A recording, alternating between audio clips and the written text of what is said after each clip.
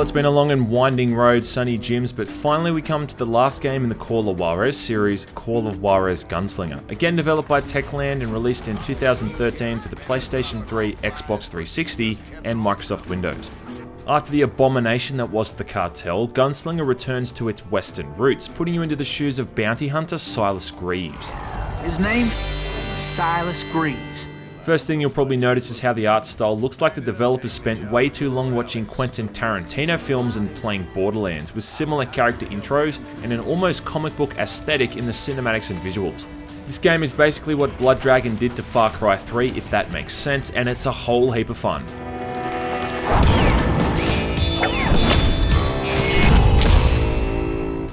Probably the single best thing about Gunslinger is that it's really the only game in the whole series that doesn't take itself so seriously.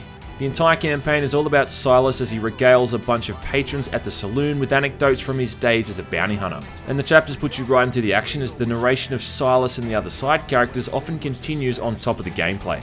At times, people will kind of rebuke something Silas says, and then the gameplay might stop entirely or even rewind and play out the same event from a different perspective. Did I say they were Apaches? I said Clanton's cowboys attacked me Apache style.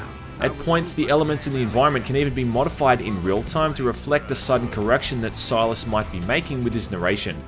Then the more the game goes on, the other characters listening to Silas even start to get bored and question almost every facet of his stories as well. It gives the series a much needed breath of fresh air, but it also makes the whole thing more enjoyable. And the way Silas gets irritated by constantly being questioned makes him seem more appealing as a character and less one-dimensional.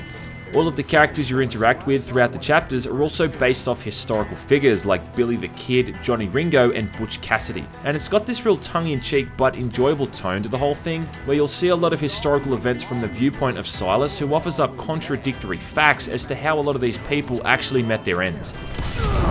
On that very same day, Butch Cassidy and the Sundance Kid decided to leave the Wild Bunch behind. What also helps the presentation is the music and visuals. Now, compared to the last game, Gunslinger looks pretty damn good, with lots of neat visual effects and clever use of slowing down and stopping time. It runs on the Chrome Engine 5, which has always been a pretty solid engine in terms of the performance, and I can't imagine it would really bring most people's PCs to a crawl. I mean, I've run the game on multiple setups and had a rock steady frame rate almost every single time. I would first need to dispatch his cadre of hired killers. The cinematics have a really appealing art style, and the amount of detail in the environments is also great as well, with awesome looking weather effects and cartoonish violence. It's just a great looking game.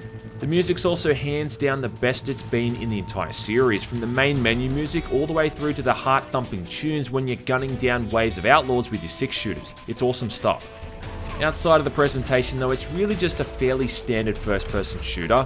You'll be using shotguns, rifles, and revolvers, all of which handle as you'd kind of expect, with shotguns being useful at close range, rifles at long range, and revolvers kind of sitting in the middle. Revolvers can be dual-wielded, and all the weapon types offer up better accuracy, less recoil, and all that kind of shit. To get your hands on the better guns, you'll need to unlock them through the skill trees, of which there are 3, and they all kind of feed into using each weapon type. The main core of the shooting is the concentration mode, something we've seen since the first game in the series, and there's always been some kind of iteration with it in every game since. In Gunslinger, it functions like a bullet time mode, where everything comes to a crawl and you've got a set amount of time to score a bunch of kills, with higher points awarded for higher combos. Faster kills equals faster XP, which then feeds back into the skill tree system. So killing someone by just shooting them in the torso nets you a measly 50 XP, whereas shooting them in the head I think gives you about 150. Then there's other factors as well, like how far away they are when you kill them, and if you're shooting them through cover, all of which add up. Now this actually reminded me a lot of Bulletstorm, where all these XP markers are frequently popping up on the screen as you're making a bunch of kills. The deaths aren't quite as inventive here though as they were in Bulletstorm, and I think about the most creative way you can kill someone is by shooting a stick of dynamite they've thrown at you in mid-air. Leveling up comes hard and fast, and by about the halfway mark you should have some pretty good skills upgraded and can pretty much tear through most chapters pretty easily. Building up your combo meter and racking in a bunch of kills really quickly is satisfying as all hell, and you do feel like a bit of a badass as you just blow away every single asshole that you can line up in your crosshair. The other aspect to the shooting is the duel system. Now again, this is something that's been used a bit in the prior games, at least the first game and Bound in Blood anyway. I'll be honest, I've never been too fond of the duel system in this game because it can be a bit hard to get used to, and they don't really ease you into it that much, you're just kind of thrown into it with little help. Thankfully, you only have to do it I think maybe half a dozen times at most, and only the last couple are genuinely hard anyway, as you've got to avoid 2 enemies at once. You're also given the option to go for a dishonorable or honorable kill as well, with the idea being that if you wait for your enemy to draw their weapon, it's more honorable than gunning them down first, which doesn't really make all that much sense. I mean, someone's got to draw their gun first at some point, right? Overall, the shooting is pretty standard, regenerating health with hit scanning enemies kind of fair, but the tone and the way the shooting feels makes it more enjoyable to play. And the super fast rate that Silas recovers his health keeps you always moving onward. On that note, Gunslinger is a pretty short game, at least the main campaign is anyway. It could probably be finished in around 3 or 4 hours, but I guarantee you that when you finish, you're hardly going to just throw the game away and forget about it. There's a new game plus mode on offer, which is a hell of a lot of fun, and you can also go back and find all the collectibles you missed and also try out the arcade mode, which is pretty much just the campaign chapters with a leaderboard system for people who actually give a fuck about those kind of things. In regards to the campaign itself, I can't really think of any huge glaring faults, at least nothing that made me want to throw my monitor out the window anyway. Techland may have had a bit of a bumpy ride with this series, but they've definitely ended things on a high note, and I think when push comes to shove, I'd even say this is my favourite game in the series.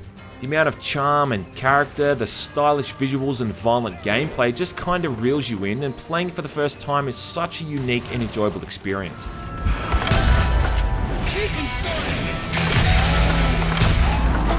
Looking back on the series, the only game I'd say you could probably skip is the Cartel, which, let's face it, is a pretty justified statement, considering it doesn't even really feel like a Western game right up until near the end. You're probably wondering, would I recommend the series on the whole? Well, that's a good question, Sonny Jim. Western games aren't really a dime a dozen, and good Western games are even more of a rarity. But I'd say that all 3 games tick the boxes in terms of the features you'd want to see in a Western game, and despite some issues with some of the earlier games, they're still entertaining and fun to play, which I think is all that really matters at the end of the day. You get to walk around locations that look like something from Frontierland and shoot all manner of scumbags with a 6-shooter, and it's kind of hard to see fault in that just on basis alone. If you're going to play them, just expect it to be a bit of a bumpy road.